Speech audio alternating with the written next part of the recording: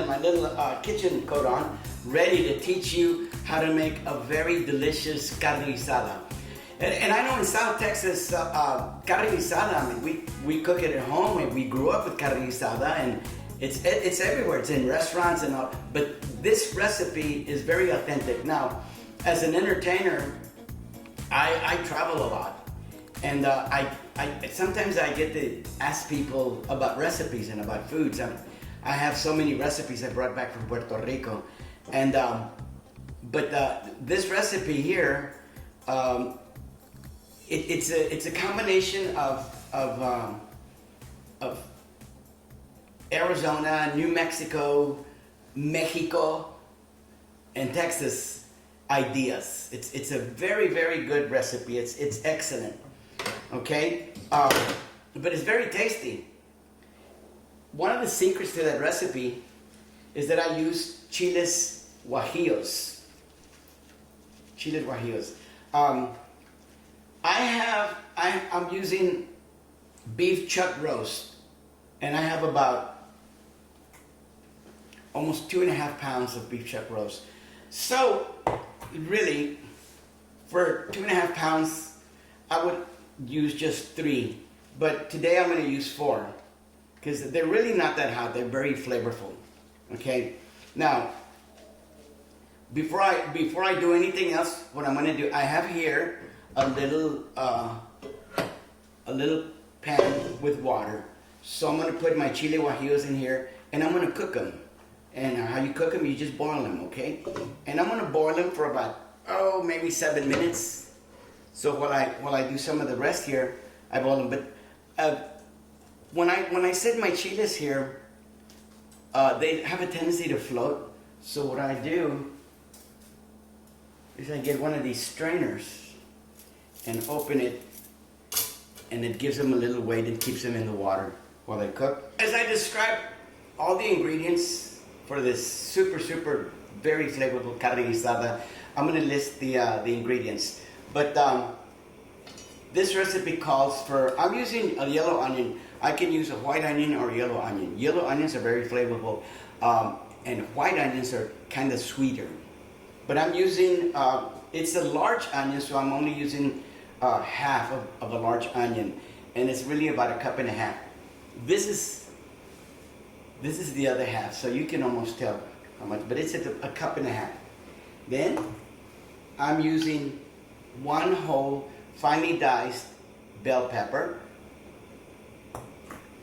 and I have 3 diced Roma tomatoes, and very finely minced 5 cloves of garlic. And I've got here some cilantro. I serve it with, just throw a little cilantro on top of the dish once it's cooked, but I have my cilantro. And of course, salt. And now the spices, I'm using 1 tablespoon of fresh comino seeds. 1 tablespoon of fresh comino seeds, and 1 tablespoon of fresh Mexican oregano. And I guess almost 3/4 tablespoon of peppercorns. Okay? Now, I put the peppercorns on my molcajete with all the ingredients. Now, have you noticed that I mentioned the ingredients, the tomatoes and the bell peppers and the onions? And I've also mentioned that I'm putting the comino and the oregano and the peppercorns. But if you notice, I didn't mention salt at all. And the reason is I keep salt out of the recipe until I need to test it for flavor. And one of the reasons is that I'm going to sear the meat. And by the way, if you look at, when you're cutting the chuck roast, if you can see, it's got little fibers running lengthwise. So when you get ready to cut the meat, and what I'm using is at about 2.5 pound chuck roast. But if notice where the fibers of the meat go, and they vary because they're muscles, cut against the fiber, so cut against the grain. And so that makes for a very tender carne guisada. Now, I'm going to give you a secret. If you want to tenderize meat, you can use meat tenderizer. Or you could put some of this meat in water and then add like a teaspoon of baking soda and leave it there for about 15 minutes. It will tenderize it. But I don't need to do this, because what I'm going to do is I'm going to sear the meat. Now, when I sear the meat, for example, I have this little chunk of, notice the little fibers run up and down. So when I sliced it, it'll make it very tender. But I'm going to sear the meat. So I'm going to put it on a hot pan, on a hot cast iron pan, and I'm also using this pan here. But I'll sear the meat. So what it does, it seals the top layer of the meat. So the moisture inside the meat, as it starts to cook, the moisture of the water starts to want to evaporate. But in the process of wanting to do that, it can't get out. It can't come out of the meat so easily, because I've seared it. I mean, in other words, I didn't burn it, but I've closed the pores. So as the water expands and it wants to evaporate and leave the meat, in the process, it stretches the fibers, the little proteins, and it tenderizes it. Now, many people can read a recipe or watch somebody cook a recipe on YouTube, but unless you know the chemistry of cooking, you might say, I added everything he said on the video, but it didn't taste the same, because it's all about chemistry. It's about how you cook it. Here's a good example. If you go to a Whataburger or some hamburger place and you want grilled onions, because they make the burger taste better, you will tell the cashier, hey, can he grill the onions or grill the jalapenos? But you never go to a burger place and ask, listen, can he boil the onions? You don't boil the onions, and you don't boil the jalapenos. You grill them, because in the process of grilling something, it releases the flavor. So while I'm sauteing the beef, and the reason is because I'm splitting it to this pot and this pot. But then eventually they'll all go together in here when I start making it. But as I am sauteing the meat, I'm going to add the vegetables to it. I'm not going to throw the vegetables in once it's got water, because you're going to boil the vegetables, and I don't want to do that. I want to saute them. So, here's another thing that I did. When I had the beef chuck roast, of course I had to dice it and clean it. But see, this is all the fat that was in it. In fact, I'm going to close it up. It's fat. I don't throw it away. What I'm going to do is I'm going to use it. I'm going to cook it for a while. Before I even start cooking, my peppers are boiling. What I'm going to do is I'm going to just kind of saute all this fat, and it's going to release some of those oils. This cut of chuck roast didn't have that much fat. Sometimes I'll find some cuts of meat with so much fat that release so much oil that it's just fantastic. But I won't have enough. This small amount of fat won't release that much fat. So I had to add a little bit of maybe like a teaspoon of olive oil into both pots. But saute the fat and keep the oils for the flavor. You know what I even do? See this big bone? When the carne guisada, once I have added all the ingredients and you've added all your juices and your waters to it, I drop this bone in there just so that it can release some flavor. It's just like how we make beef stock.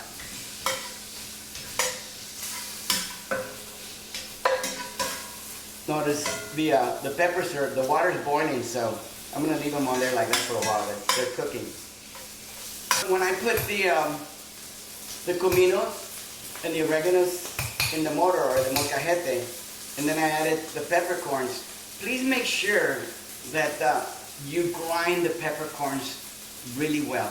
There's nothing so uncomfortable as to biting into a chunk of pepper, or even having a piece of pepper stuck in between your teeth. So, if you notice here, everything is finely ground. Just wonderful. Look at, oh, and the smell is just delicious. Now, what's smelling good is this fat here. It's almost like cooking bacon in the morning.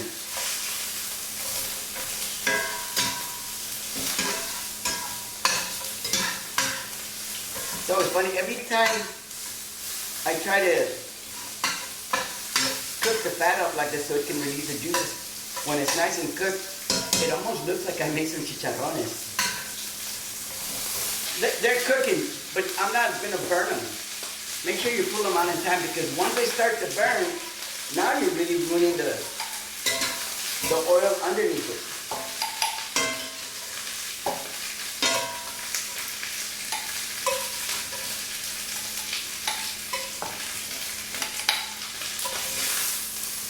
I'm going to save this bone for later on, and I'm going to put it in the.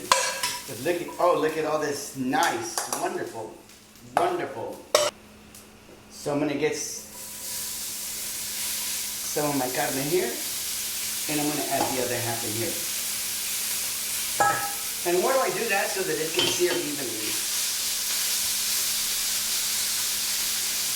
Anytime I throw any type of beef or a steak on a hot cast iron pan, let it sit there for a while. Don't start stirring immediately. So let it cook with the fat under it, and then you can stir it. And the same goes here. This thing is nice and hot too. Now, remember when I said you don't want to boil your vegetables, you want to get the flavor out of them. So I'm going to add the onions to this bag, and I'm going to add the onions here.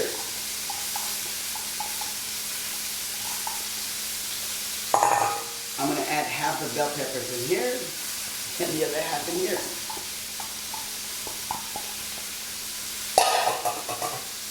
I'm going to add the tomatoes in here. You know, another good thing to do with anytime you use Roma tomatoes, or you have tomatoes in your recipe, again, it's all chemistry. Just oil them with a little bit of olive oil and grill them. Bring out that flavor, and then drop them into the carne. Now, as you can see, I'm sauteing the vegetables along with the meat.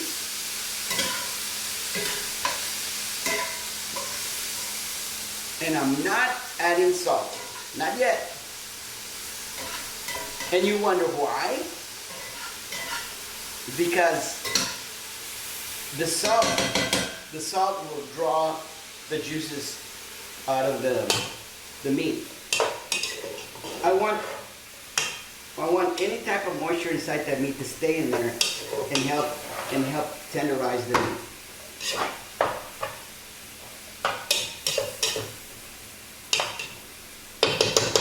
Notice another thing. Anytime you cook with garlic, I added all the vegetables, but I'm not adding the garlic, and I'm not adding the seasonings yet. Why? Because the seasonings are very dry, and I don't want to burn them. Once you burn oregano or comino, it just destroys the flavor.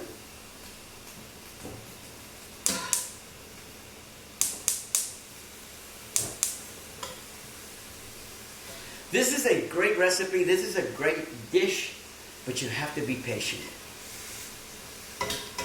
Now, this recipe does not call for powdered onion or granulated garlic. I would never add garlic to this combination here, because garlic, if it's granulated garlic or garlic powder, not garlic salt, garlic powder, you have to add it to something that's liquid, so then it can rehydrate. You add water to it. But this is almost dry cooking here. This is sauteing. If I add garlic powder in here, I'll burn it.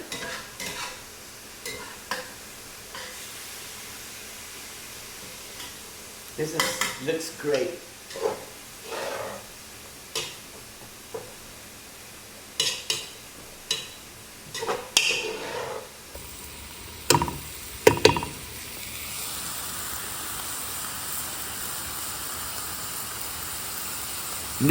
Notice how the vegetables and the beef is releasing some moisture. You can see the moisture right here. See all those bubbles? It's releasing some of the moisture.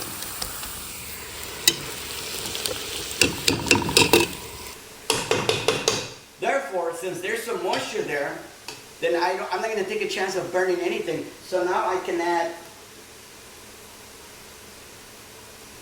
my spices.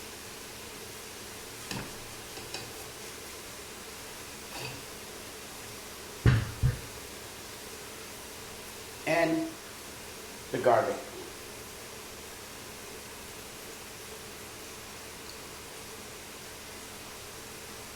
I've seen recipes and I've seen many videos on YouTube where they add the garlic and the tomatoes and they throw it in the blender.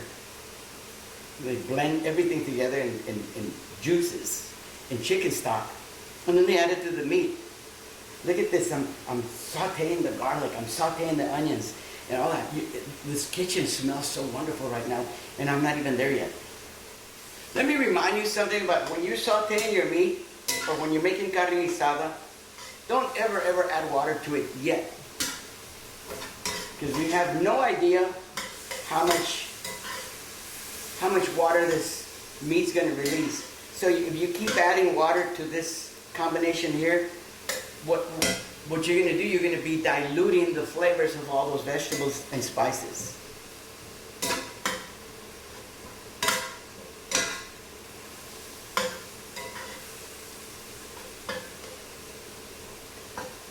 Here, I wish you could see this. I don't know if the camera picks it up. It's going to be a little hot. But look, it's got this little, it's sauteed, it looks brown. It's seared. Ooh, that's going to make for a great tasting carne guisada.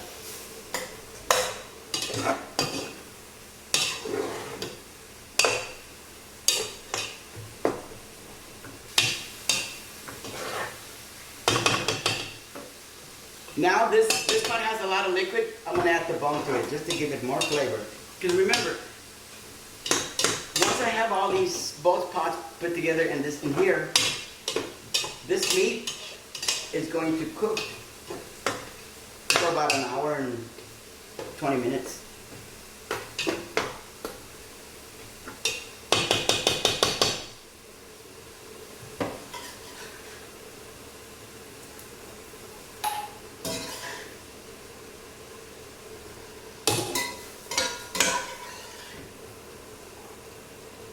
Oh, just lovely.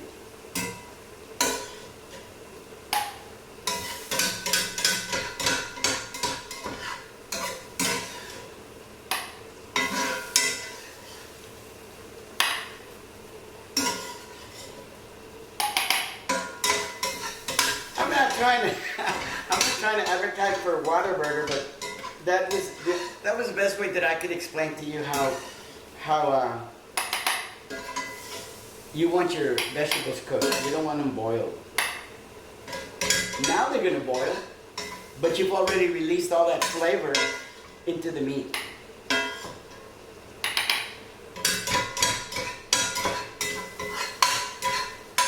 When I make shrimp scampi in butter, I saute in butter the onions and the garlic and a little lemon juice, and then I drop the shrimp on them. But notice I don't add water to it. I mean, what? Can you imagine this? Make me some shrimp scampi, but boil everything. It's not the same.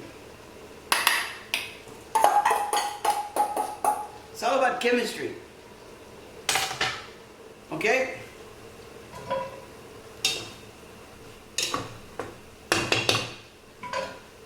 Lower the heat and cover it. While I've been doing this, the peppers have been cooking. Notice as I took the chilies out, I'm gonna need a little liquid anytime I put them in the blender. Do you remember when I said that we need to add some liquid to it? Well, I saved some of this liquid because it's got a lot of flavor in it. But then I'm going to need some of that liquid too. So when I put the peppers in the blender, and also remember when I used 3 Roma tomatoes? Well, I saved like a 1/4 cup of them to put in the blender. So anytime that I put them in the blender, well, they liquefy. It helps keep everything very moist. Once the peppers are cooled down, remove the stem. Now, I can stick my thumb in the center like this and run my thumb right down the edge of the peppers. And so you can see the peppers have a lot of seeds. But what I do, I'm going to put them under running water. And notice what I'm going to do.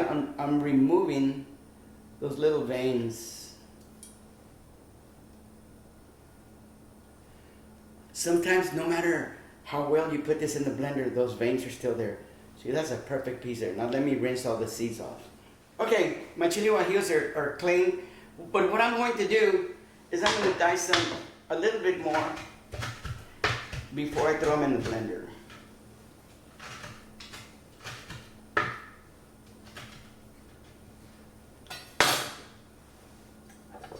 Again, all I have in the blender is a 1/4 cup of tomatoes, and now I add Now I added 4 clean chili guajillos.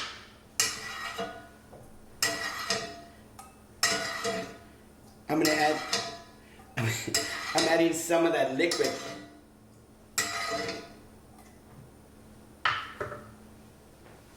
So I've added maybe like 2 tablespoons of liquid from the same water that I cooked the chilies in.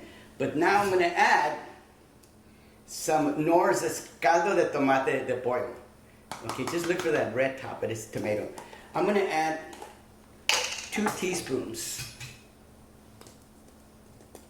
Now, see, this is powder. Again, it's powder, so you need to rehydrate it. In other words, you have to put it in liquid to bring all these flavors back out.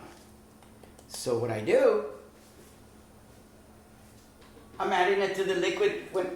When I put all this stuff in the blender, when it starts going, it's going to liquefy all that, so it's going to bring the flavor out. Be very careful when using this. This stuff could be salty. I still haven't added salt to the carne guisada.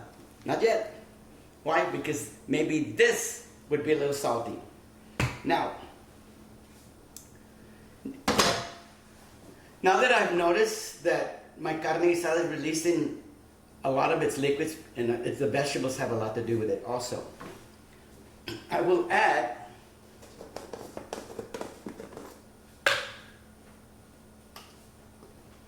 like 4 teaspoons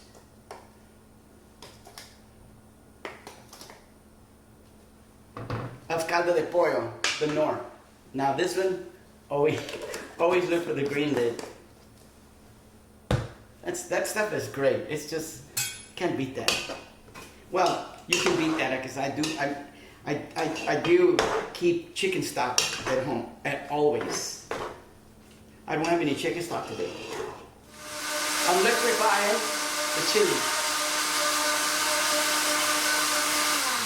All right? The secret's about to go in there. Look at that.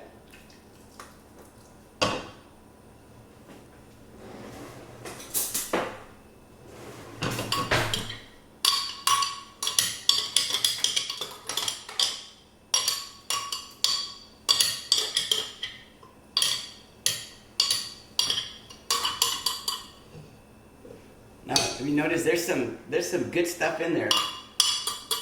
So I'm going to add a little water. But can I tell you about cooking in water, in city water?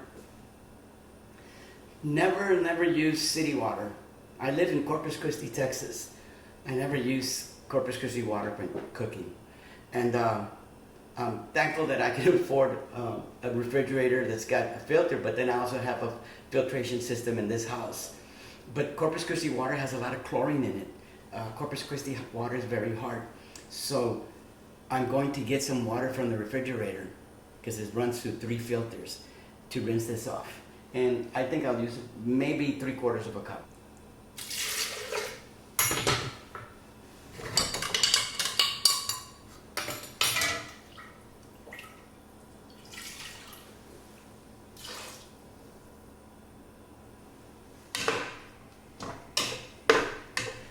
I make very good Mexican mole.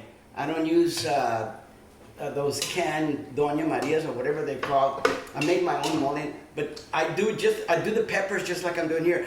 But the peppers I use for mole is a combination of like 2 chile guajillos, 2 chiles anchos. I use like 3 different peppers, but whoa, do they make a great mole. And I do the same with menudo. I make my own menudo mix. It's just delicious. But if you notice, look in here, this looks red. Now, with the water that I've added to it,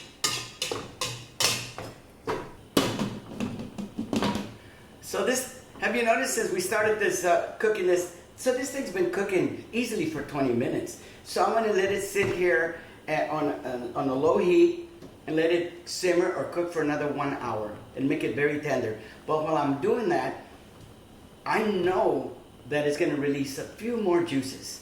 So what I have here is like, maybe 2 to 3 teaspoons of unsalted butter. So you hear me? Unsalted butter. But I melt the butter, and I'm going to add like maybe 2 teaspoons of flour. I'm making a roux, and when you make a roux, a roux is something to thicken the water with, the gravy. So I'm going to make the gravy that goes into the carne guisada. Many recipes, they ask for getting some water, and you add flour to the water, and you make like a little syrupy white flour liquid, and then you pour in here. But then, see, if you add more water, you're taking away more of the flavor of the carne guisada. So what I do in this case, I cook my flour in the butter.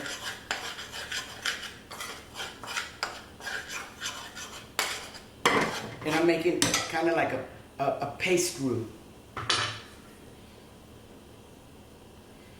If anytime you want to learn how to make Creole or gumbo, you need to make a roux like this. And one of the secrets to making good roux, this I learned from this lady in New Orleans. She says, cook the roux slowly.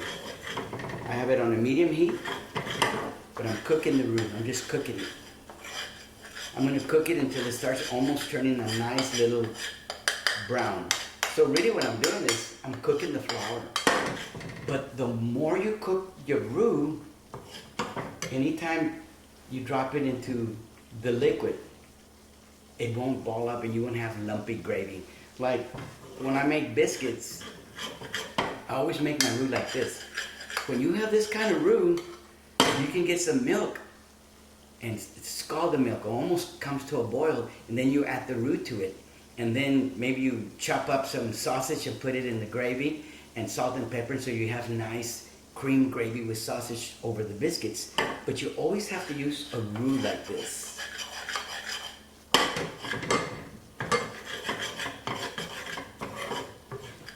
This looks great. But I'm not going to add it to here. I'm not going to thicken this yet until it finished cooking. If I was to add the roux to it right now and then let it sit there for an hour, chances are it'll get thick. It'll get thick. Just like you have the gravy for your carne guisada. But then you have a tendency to burn it because it might stick to the bottom of the pot. So right now it's mostly vegetables and meat and liquid. So at a low heat, it's not going to stick to the bottom. If I add the roux to it, it will stick to the bottom. And burn it. Okay, so this is cooking. We'll be back. My roux is made. It's ready to go in, and we're just going to use a little bit at a time because it doesn't seem like there's too much moisture in this meat. But in the meantime, we'll be right back. But listen to this commercial. It's my Medicare commercial. Thank you very much for tuning into my YouTube channel, Your Only Medicare Store. I don't want to talk much about Medicare. I just want to know if you or any family members or friends need help signing up for Medicare. It's something that the government is giving to you. It's a great insurance.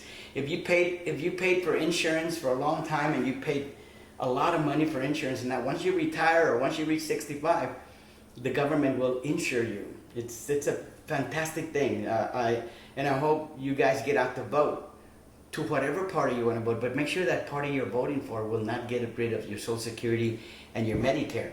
And that's all I'm going to say about Medicare. All right, I'll be right back. Hi, Happy here. Let us help you with your Medicare enrollment selection, be it a Medicare supplement or a Medicare Advantage plan. Some Advantage plans include rights to your doctor appointments, home delivered meals, and even dental, vision, hearing, and prescription drug coverage with no additional cost. Call that Texas Health Insurance Group at 361-288-4515. We're in Corpus Christi and we answer the phone to help you. And quick. Okay, we're back. This has been about an hour, maybe an hour and 10 minutes since this has been cooking. Stir it up. I'm going to remove that bone I had in there for flavor. Okay. So remember I said I had it simmering. I'm going to turn up the heat because I want the roux to cook. Look at this nice golden brown roux. When you cook your roux like this, and you do it slowly, but when you cook it like this, you have no chances whatsoever of getting lumpy gravy or a lumpy carne guisada. I've gone to restaurants when I'm trying to eat the carne guisada and I can see little lumps of white meat because they try to stir the water mixture with flour, water and flour mixture, try to rush it.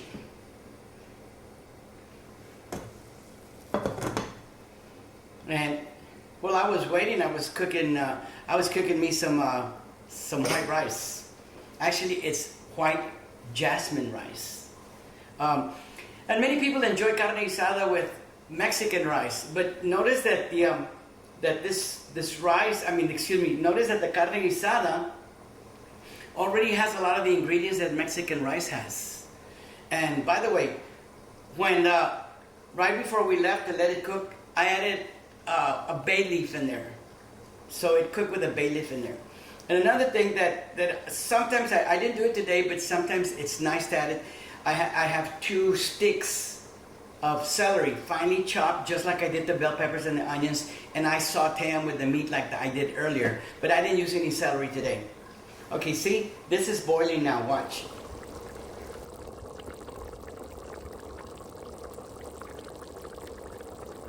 I'm gonna add the roux. Notice I only put half of it in there because I don't want to make it too thick.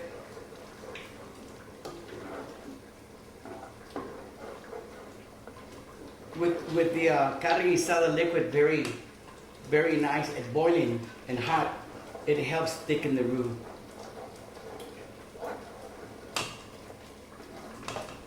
Oh yeah, look at that.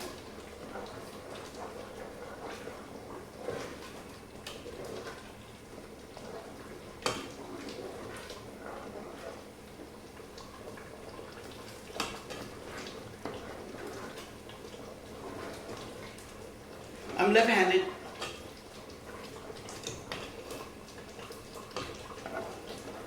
So we did everything. We added all the ingredients, all the spices. We cooked it for an hour and 10 minutes. I cooked me some rice. But there's only one thing missing that we haven't done yet. We haven't checked it for salt content. Again, salt brings out the flavors also. But if you're cooking meats like this, I don't add salt to it because I don't want to draw all the moisture out of the meat. So what I'm going to do is taste it.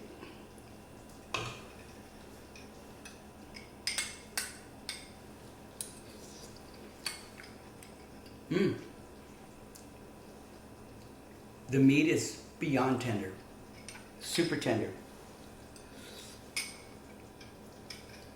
When cooking carne guisada, many times you might get anxious, you want to keep on tasting it. Wait till it's been cooking for over an hour and 20 minutes. Then you can taste for chewiness, because you might get impatient and try to taste it, and it'll be a little chewy. I mean, it's chuck roast, but now it's super tender. But it does need a little salt. So I just salt it to taste.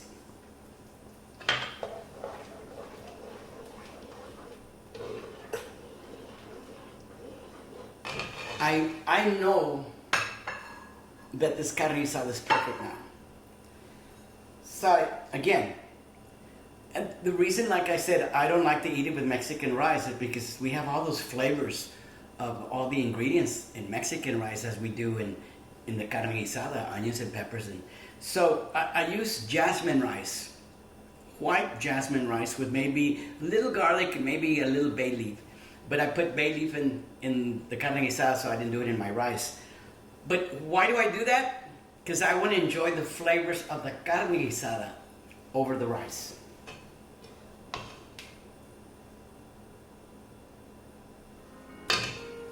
Look how pretty that looks. Isn't that nice? Now, I'll see that it really makes a difference when I added the salt to it. I just know it. I can smell it.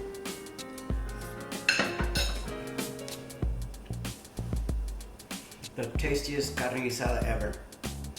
And you know what goes well with this carne guisada? No tortillas, because I've got plenty of rice here.